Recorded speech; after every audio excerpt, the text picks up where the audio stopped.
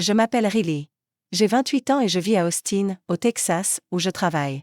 Je n'aurais jamais cru me réveiller dans une chambre d'hôpital d'un blanc éclatant, les jambes maintenues dans du métal, avec pour seul bruit le bip régulier du moniteur cardiaque qui venait briser ce silence brutal. Mais ce qui faisait plus mal que les os brisés, plus que l'incision sur mon abdomen, c'était la voix légère de ma mère sur le message vocal. Salad, Sherry. C'est maman. Ton père et moi sommes déjà à l'aéroport. Nous allons bientôt embarquer pour Florence avec Connor. Le médecin a dit que tu serais hospitalisé un moment, alors on s'est dit qu'on ne pouvait pas faire grand-chose de plus. Ne nous appelle pas pendant qu'on est en Europe, les frais d'itinérance sont trop élevés. Rematstoivit. Oh, et merci pour la carte de crédit, je l'ai utilisée pour réserver les billets. Ciao. J'ai lancé mon téléphone sur Les Drops de El Hospital. Mes mains tremblaient. Pas à cause de la fièvre ou de la douleur, mais parce que mon cœur venait de se briser. 2 jours plus tôt, un pick-up avait grillé un feu rouge et m'avait percuté alors que je rentrais d'un service tardif. Je ne me souviens pas de l'impact. Ni du sang ni des sirènes. Juste des lumières de la salle d'opération et le froid glacial du masque à oxygène posé sur mon visage. J'ai été inconsciente presque 3 jours. Quand je me suis réveillée, mon corps entier semblait éclater. Mes jambes étaient stabilisées par des tiges en titane qui s'étiraient comme des rails de chemin de fer. Mes poumons brûlaient à cause d'une accumulation de liquide. Le médecin a dit qu'il me faudrait au moins 4 mois pour pouvoir marcher à nouveau, sans compter des dizaines de séances de rééducation. J'ai demandé à l'infirmière, où sont mes parents? Elle a hésité. Ils sont venus te voir alors que tu étais encore inconsciente. Ils n'avaient pas laissé de message. Nous avons essayé de les appeler, mais sans succès. J'ai tenté d'appeler. 3 appels. Tous sont allés directement sur la messagerie vocale. Ce n'est que le lendemain matin que j'ai entendu le message de ma mère. Un message court, léger, qui m'a traversé comme une lame de rasoir. Connor, mon petit frère, avait toujours été traité comme un être fragile et précieux. Il avait abandonné l'université, avait des difficultés scolaires, et à 25 ans, vivait encore au sous-sol de mes parents, jouant aux jeux vidéo et lançant une entreprise avec l'argent que je leur envoyais chaque mois. Moi, ingénieur logiciel, financièrement indépendante depuis mes 21 ans, continuant d'envoyer de l'argent pour les aider à rembourser leurs dettes, leurs voitures, même l'abonnement de golf de mon père. Et eux, il était à Florence, posant devant le Duomo, mangeant des pâtes avec des verres de vin rouge à $100, utilisant la carte de crédit que j'avais ouverte pour réserver leurs billets en classe affaires. Pendant ce temps, j'étais ici, seule, sans un seul vrai signe d'attention. Le rire dans ce message vocal me tordait l'estomac. Ma mère riait. Connor riot. Et moi, je ravalis mes larmes pour que les infirmières ne voient pas à quel point j'étais brisée. Quand le docteur Clara Hara est entré pour vérifier mes constantes, je n'ai plus pu me retenir. Je me suis effondrée en sanglots, tout mon corps tremblait, et j'ai murmuré comme si je confiais un crime. Ils sont partis en Italie, ils m'ont laissé ici. Clara a posé le dossier et s'est assise au bord de mon lit, les yeux assombris par l'incrédulité. Je suis médecin depuis presque 18 ans, a-t-elle dit doucement. J'ai vu toutes sortes de familles. Certaines campent dans les couloirs d'hôpital pendant des semaines. D'autres viennent une fois puis disparaissent. Mais partir en Europe juste après que leur fille ait failli mourir? Je n'ai jamais vu ça. J'ai laissé échapper un rire sec et amer. Ils ont dit que j'irais bien parce qu'ils sont infirmiers ici, parce qu'il n'y avait rien d'autre à faire. L'air est devenu lourd. Je ne sentais plus la douleur dans mes jambes, seulement ce poids sur ma poitrine, comme si quelque chose s'effondrait de l'intérieur. Derrière la porte, j'ai entendu la voix d'une infirmière. Elle est réveillée. Je lui ai apporté le petit déjeuner. J'ai tourné la tête et essuyé mon visage. Je ne voulais pas que quelqu'un me voie comme ça. Mais au fond de moi, je savais une chose avec une clarté cristalline. J'avais été trahie, non pas par un accident soudain, mais par les personnes que j'appelais autrefois famille. De l'extérieur, ma famille paraissait toujours impeccable et admirable. Mon père, James Whittaker, était le principal d'un lycée public à San Antonio. Ma mère, Lorraine, tenait une petite boutique de fleurs, réputée pour ses bouquets de mariage élaborés et artistiques. Il participait à tous les événements communautaires, toujours main dans la main, souriant avec les voisins, et ne manquait jamais le service dominical à l'église. J'étais la fille fiable, celle qui apprenait à préparer le dîner. Quand maman était débordée par les commandes, faisait ses devoirs pendant que papa sermonnait les autres professeurs au dîner, et gardait le silence chaque fois que Connor était manifestement favorisé. Je n'ai jamais oublié mes 16 ans. Maman avait promis de fermer la boutique tôt pour m'emmener dans mon restaurant préféré, pour la première fois depuis des mois. J'étais assise sur le canapé dans ma nouvelle robe, à attendre plus de 2 heures, jusqu'à recevoir un texto SEC, désolé, Sherry. Connor vient d'être appelé à un match de dernière minute. Je ne peux pas manquer ça. J'ai mangé des nouilles instantanées seul. Le petit gâteau d'anniversaire que j'avais commandé chez un pâtissier local était encore sur la table, parce que je savais que si je ne m'en occupais pas, personne ne le ferait. Connor a 3 ans de plus que moi, grand, beau, bon au basket, et nul à tout le reste. Il avait des difficultés à l'école, changeait de petit ami constamment, abandonna la fac dès la première année parce que l'environnement ne lui convenait pas, et mes parents disaient toujours qu'il était une âme en quête de sa voie. Pendant ce temps, j'ai été acceptée à Georgia Tech avec une bourse complète en sciences et technologies. Maman disait parfois, bien sûr, tu réussis, mais c'est ton frère qui m'inquiète vraiment. Papa racontait aux voisins, ma fille a été embauchée par une grande entreprise tech à Austin, mais lui, il a raté ma fête de remise de diplôme. Pourquoi? Parce que Connor a perdu ses clés de voiture et papa a dû faire 3 heures de route jusqu'à Houston pour venir le chercher. J'ai appris à ne rien attendre. Personne n'est venu à mes cérémonies de remise de prix. Personne n'est venu me chercher après l'extraction de ma dent de sagesse. Je me suis habituée à rester derrière l'appareil photo, à prendre des photos des cérémonies de médailles de Connor, puis à les regarder seule sous la lueur de l'écran de mon téléphone. Après avoir commencé un emploi dans une fintech, j'ai déménagé à Austin et je gérais tout moi-même, du loyer à l'assurance santé. Chaque mois, j'envoyais encore au moins $2000 à la maison, couvrant les paiements de voiture de mes parents, aidant aux dépenses du foyer, parfois aux réparations de la maison, aux compléments articulaires de papa, et à l'argent de départ pour l'entreprise de Connor. La première fois que j'ai envoyé de l'argent, maman a appelé en pleurant. Personne ne m'a jamais aidé comme toi. Je suis tellement reconnaissante. Je l'ai cru. Mais les appels suivants sont devenus des demandes. La boutique de fleurs tourne au ralenti ce mois-ci. Connor a besoin d'un nouvel appareil. Photo pour ses lives. Ton père a raté son tournoi de golf. Je continuais à envoyer. Je suivais chaque paiement dans un tableau Excel coloré. Maison, voiture, petit frère, urgence, et temporaire, une colonne qui ne disparaissait jamais. Lors d'une rare visite à la maison, j'ai remarqué une toute nouvelle télévision dans le salon, avec un son surround encastré dans les murs. Connor Suriate. Tu vois ça? C'est notre home cinéma. Ton argent a vraiment fait ça. J'ai esquissé un sourire forcé en serrant l'accoudoir du canapé. À l'époque, j'utilisais un ordinateur portable d'occasion acheté sur Craigslist. Je me souviens clairement de la veille de l'accident. J'avais appelé pour la première fois de ma vie et dit, je dois réduire les envois. J'économise pour acheter une maison. Je ne peux pas envoyer de l'argent indéfiniment. Maman est restée silencieuse 3 secondes, puis a commencé à pleurer. Papa a pris la parole, voix aiguisée. Quel genre de personne es-tu? On t'a élevé plus de 20 ans et maintenant qu'on est plus âgé, tu nous tournes le dos. Connor n'a rien dit, il a juste envoyé un emoji de tête secouée. J'ai raccroché, vide, mais étrangement soulagé. Soulagé parce que je pensais avoir enfin posé ma première limite. Et puis, 2 semaines plus tard, je gisais immobile dans un lit d'hôpital pendant qu'ils levaient leur verre de vin devant la cathédrale de Florence. J'ai fait défiler la photo que maman avait postée avant leur vol. 3 billets d'avion réservés un mois plus tôt. Ils avaient tout planifié depuis le début, et j'étais toujours celle laissée pour la fin. L'infirmière Riley a frappé doucement en entrant, portant un plateau avec soupe et jus.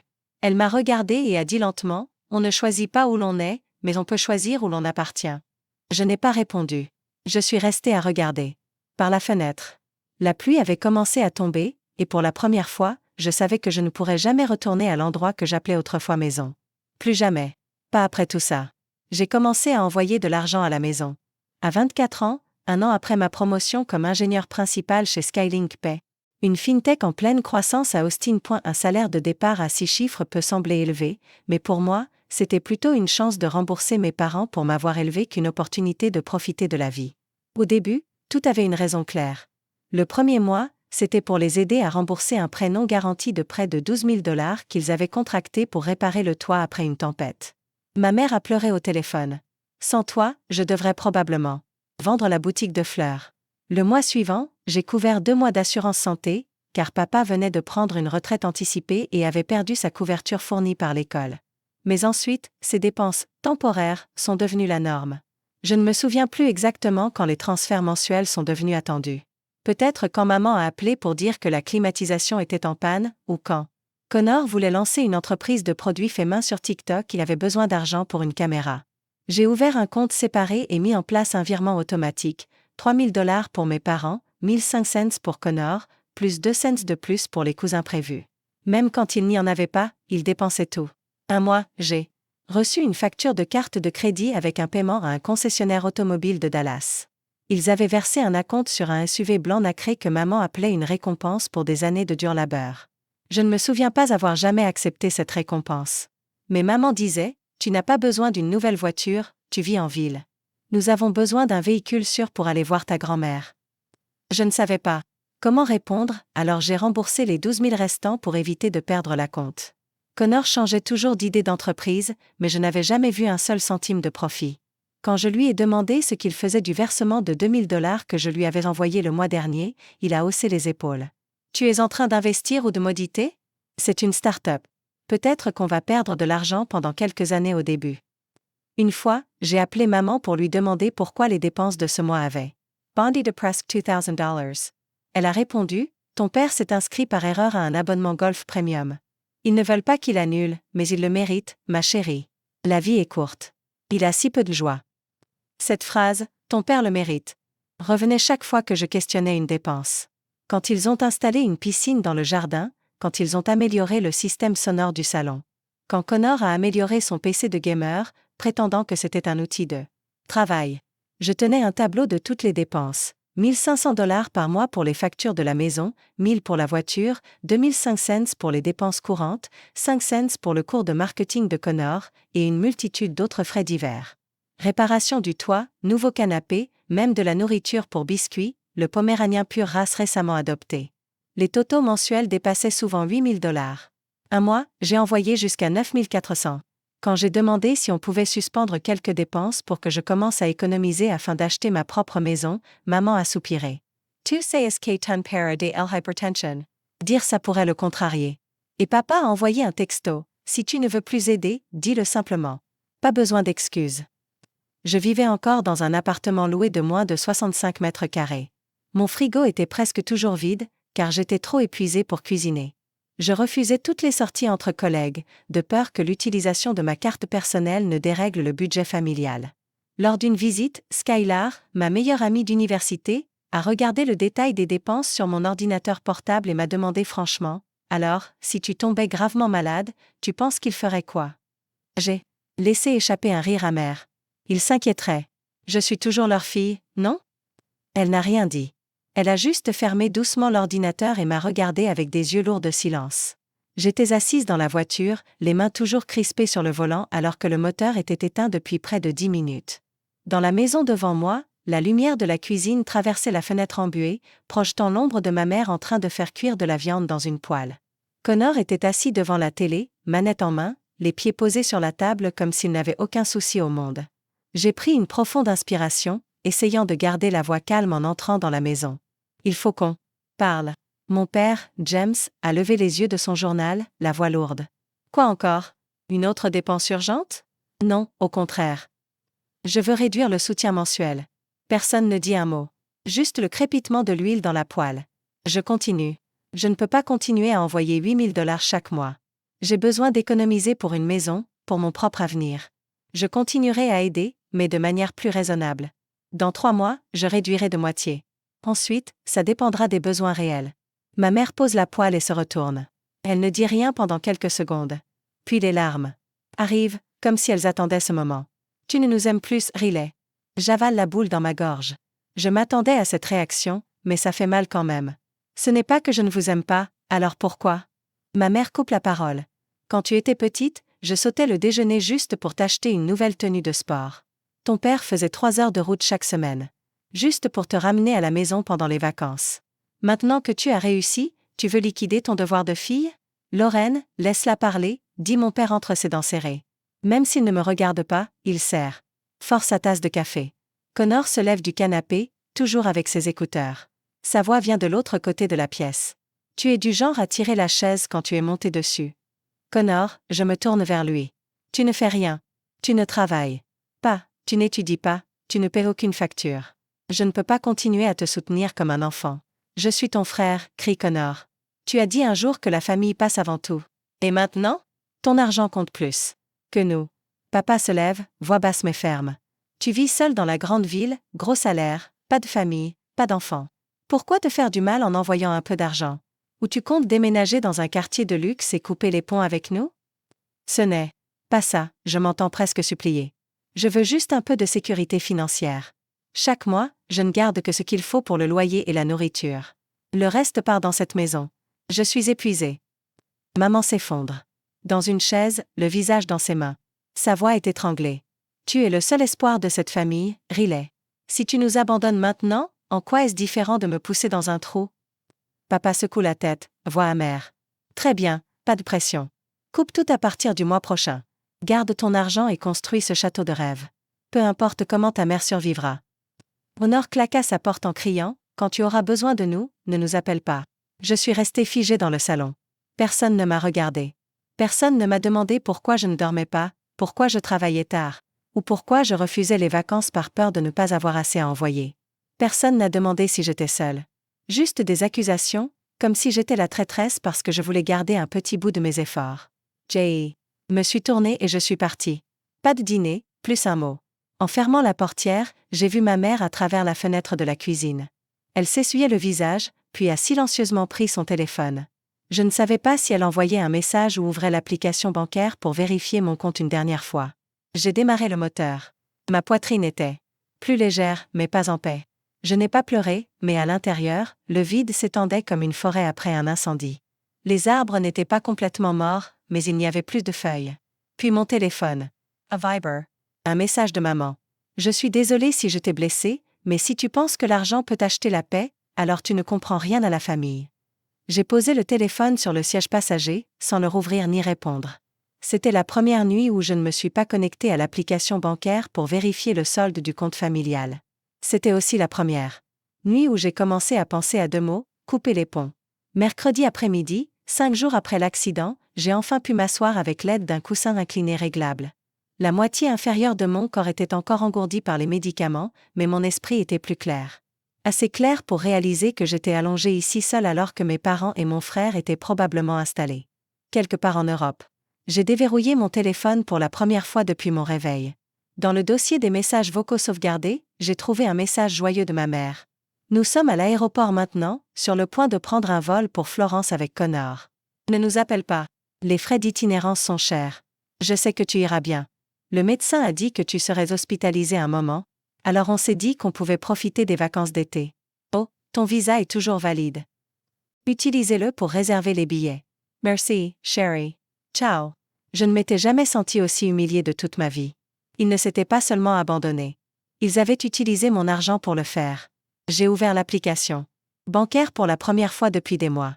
Ma main tremblait légèrement en tapant le mot de passe. Chaque transaction effectuée pendant que j'étais inconsciente apparaissait clairement, comme une gifle en pleine figure avec des reçus. Le 11 juin, juste 2 jours après l'accident, un prélèvement de 15 292 $ chez Belia Travel Service. La note disait « Paiement pour un voyage en Italie à 3 personnes, surclassement en classe affaires ». Je suis restée figée.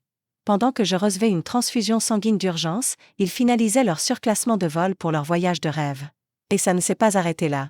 3 autres charges ont suivi. 750 $ chez Sandro Milano, une marque de luxe. $920 chez Florence Vespa Rentals. 1180 $ pour une réservation au restaurant Aurelio, sur le toit. Aucun appel. Pour prendre des nouvelles, aucune demande d'autorisation. J'ai ouvert Facebook et tapé Florence et maman.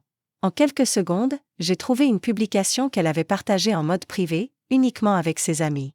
3 d'entre eux souriant devant le Duomo, tenant des cornets de glace. La légende disait « Des vacances bien méritées après des années de sacrifice. Grazie, Florence ». En dessous, un commentaire de Connor, « Merci à la banque. » De Riley pour financer notre voyage de guérison de l'âme, suivi d'un emoji riant dans un cœur. Je me suis mordu la lèvre jusqu'au sang. J'ai continué à faire défiler. Une publication d'il y a 3 semaines dans le groupe familial, mise à jour maison Whittaker, Laurence, nous voilà. Tant que Riley ne coupe pas la location de ce mois, nous sommes couverts. Un cadeau d'adieu pour l'été. Et avait tout planifié, et quand j'avais dit que je voulais réduire mon soutien financier, ils n'étaient pas blessés. Ils avaient peur que ça gâche leur voyage en Italie. L'infirmière Riley est entrée dans la chambre en portant un plateau repas. Elle s'est arrêtée en voyant mon visage pâle. Riley, qu'est-ce passé-t-il? Je n'ai pas répondu. J'ai juste levé mon téléphone pour lui montrer la photo de ma mère essayant des lunettes de soleil Gucci, légendées, lunettes d'été italiennes qui valent chaque centime de ma fille. Riley a expiré et posé le plateau. Elle s'est assise au bord de mon lit. Ils ont utilisé ton argent. J'ai hoché la tête, puis murmuré, à peine assez fort pour que je m'entende moi-même. Je suis allongée ici avec des os cassés, des hémorragies internes, et les médecins ne savent pas si je marcherai encore. Et eux, ils sont dehors à manger des pâtes alors que je ne peux même pas aller aux toilettes seule. Ma voix s'est brisée. Ma gorge s'est serrée. Riley a doucement pris ma main et l'a serrée. Elle n'a rien dit. J'ai fermé les yeux, essayant de retenir mes larmes, mais elles sont venues quand même. Pas à cause de la douleur, mais à cause de l'effondrement de tout ce que j'avais construit. Mon image d'une famille décente, qui s'aimait malgré les désaccords, s'est brisée en moins de 10 minutes de défilement des transactions. Personne ne m'avait forcé à tant de sacrifices. C'était mon choix. Je croyais que si je donnais assez, ils m'aimeraient comme ils aimaient Connor. Et maintenant, dans cette chambre d'hôpital stérile, je voyais enfin la vérité brutale. Je n'avais jamais été une priorité. J'étais juste la ressource financière la plus fiable qu'ils aient jamais eue. Je pensais passer les semaines suivantes dans le silence et la solitude, comme une ombre oubliée du monde. Mais étrangement, le vide laissé par ma famille n'était pas un espace mort. Il est devenu un lieu où d'autres sont venus s'installer. Riley, mon infirmière du matin, a été la première. Contrairement aux autres qui passaient en routine, ça va, polie, elle est restée. Elle ne demandait pas par politesse. Elle voulait vraiment savoir. Elle m'a raconté qu'elle avait été infirmière militaire en Afghanistan et avait vu des horreurs, assez pour reconnaître la douleur qui se cache derrière le silence. Les blessures émotionnelles durent plus longtemps que les blessures physiques, m'a-t-elle dit une fois en changeant mes pansements. Et toi, Riley, tu souffres aux deux endroits. Riley a commencé à m'apporter de petites attentions. Une tasse de tisane maison à la camomille, un baume à lèvres sans parfum parce qu'elle savait que je détestais les odeurs chimiques. Un jour, elle a apporté un exemplaire usé de Ne tirez pas sur l'oiseau moqueur, pris dans la bibliothèque de son père, disant que ce livre l'avait aidé à traverser la dépression post-guerre. J'ai lu chaque mot comme s'il avait été écrit pour moi. Mais ce n'était pas seulement Riley. Ma médecin traitante, Martinez, une femme américano-mexicaine dans la quarantaine, à la voix aussi chaleureuse que du chocolat chaud, a commencé à venir me voir même en dehors de ses tours de garde-point un jour. Elle est arrivée avec une petite boîte de galettes de maïs que sa mère avait préparée, souriant à sa patiente la plus spéciale. J'avais aussi une camarade de chambre, Madame Eleanor, 65 ans, qui se remettait d'une chute dans sa salle de bain et d'une fracture à la hanche. Au début, je la trouvais distante, toujours avec ses lunettes de soleil et la musique d'opéra dans les oreilles. Mais la troisième nuit, quand je me suis mise à pleurer, elle a retiré ses écouteurs et m'a simplement demandé « Tu veux que je reste avec toi ?» Dès lors, chaque après-midi, pendant que je peinais à soulever mes jambes du lit et à m'exercer à marcher, Madame Eleanor s'asseyait sur une chaise avec un petit chronomètre, comptant combien de secondes je pouvais tenir debout. « Chaque pas est une victoire », répétait-elle souvent. « Personne, même pas la famille, ne peut te l'enlever. » Même le roi, le concierge, plus de 60 ans avec des cheveux argentés très courts, frappait à ma porte chaque matin avec un sourire édenté que j'attendais avec impatience. « Est-ce que Riley a gagné aujourd'hui ?» demandait-il.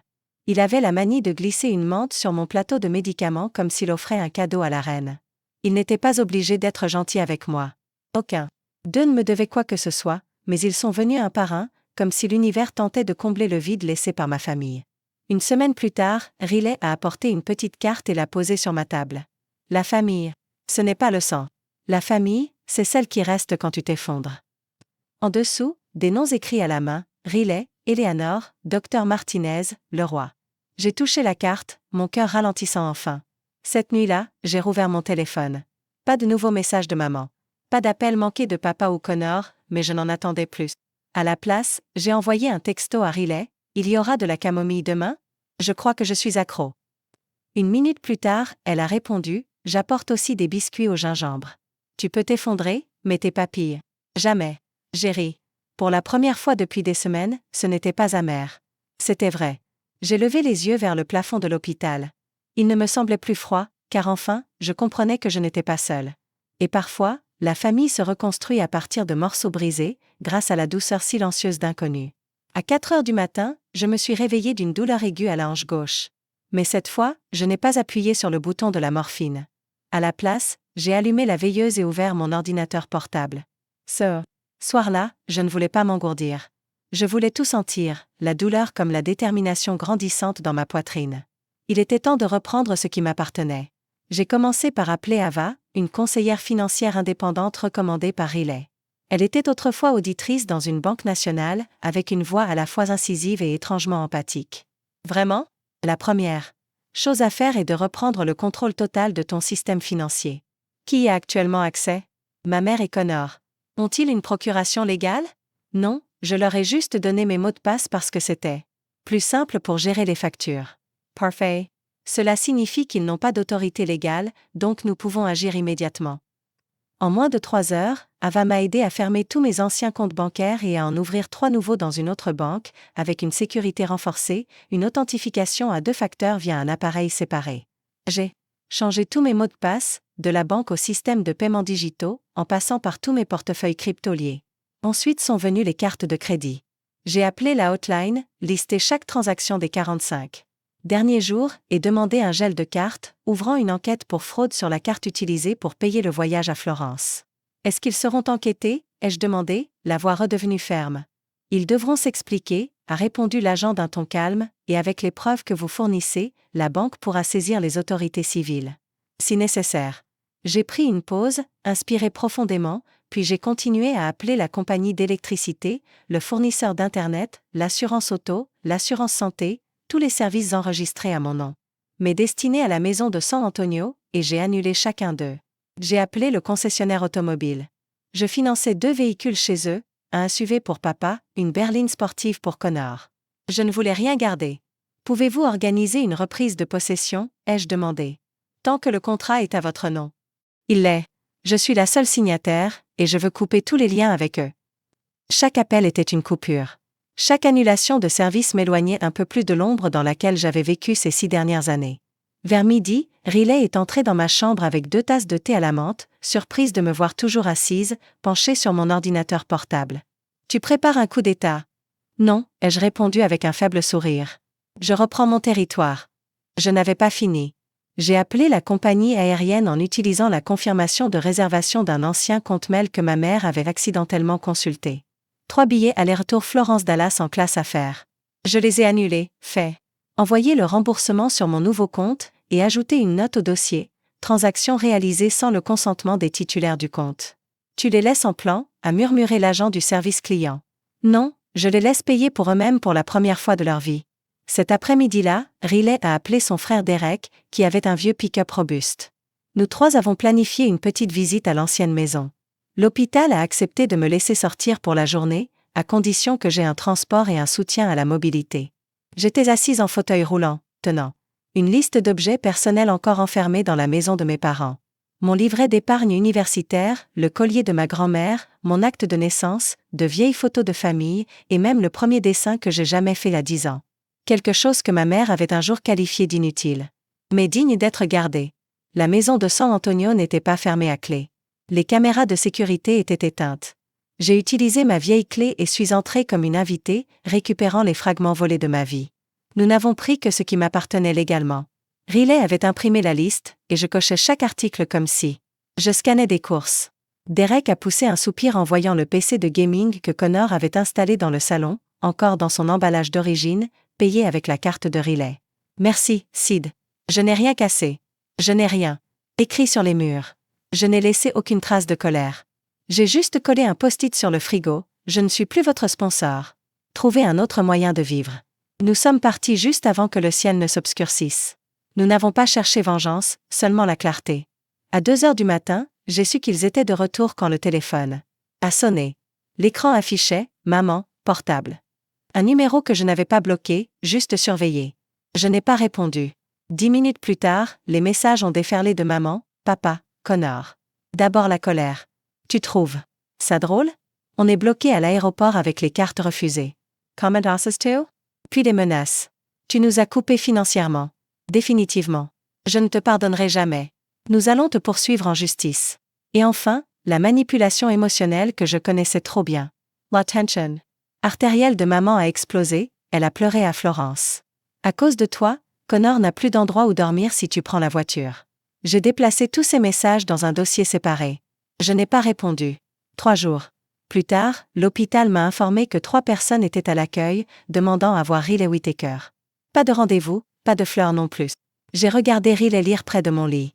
Elle a fermé son livre et demandé doucement, « Tu veux que je reste ?» J'ai hoché la tête. « Tu es la seule famille qui me reste. » Mes parents sont entrés dans la chambre, le visage rouge de colère. Connor est arrivé, encore brûlé par le soleil, clairement tout droit venu de la plage.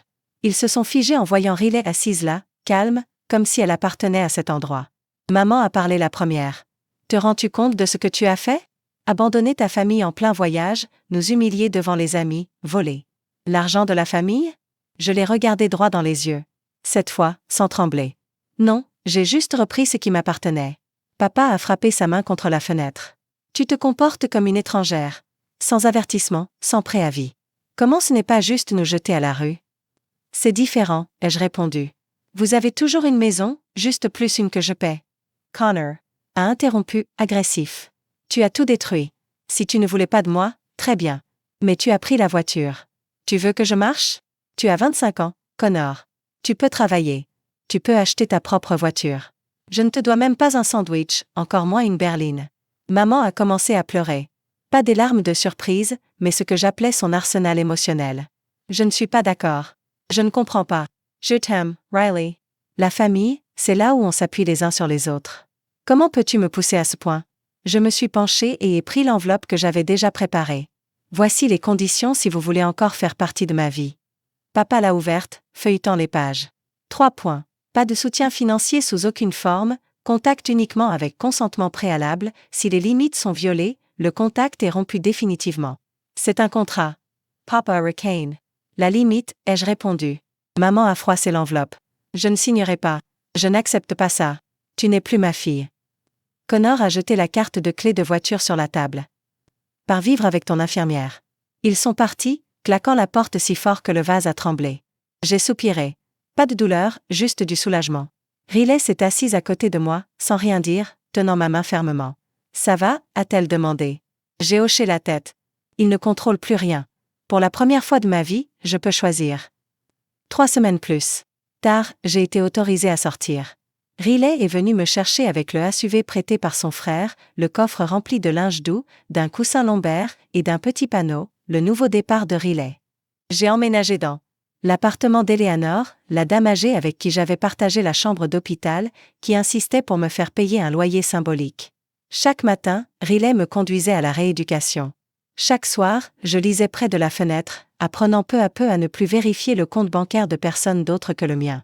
Un soir, Riley m'a demandé, si tu pouvais revenir en arrière, changerais-tu quelque chose? J'ai secoué la tête. Non, parce que si rien de tout ça n'était arrivé, je ne saurais pas ce que signifie vraiment le mot maison. Elle a souri. Alors bienvenue chez toi. L'histoire de Riley rappelle puissamment que l'amour ne signifie pas sacrifice inconditionnel. Dans la vraie vie, certaines familles construisent leurs relations sur la dépendance et la manipulation, transformant la personne la plus gentille en victime silencieuse. Mais quand on ose poser des limites, quand on reprend le contrôle de sa vie, ce n'est pas une trahison. C'est un pas courageux vers la guérison. Parce que parfois, la vraie famille se trouve dans la bienveillance de ce qu'on attend. Le moins. Que pensez-vous du choix de Riley? Si vous étiez à sa place, que feriez-vous? Partagez vos réflexions dans les commentaires et n'oubliez pas de suivre la chaîne pour d'autres histoires émouvantes sur la famille.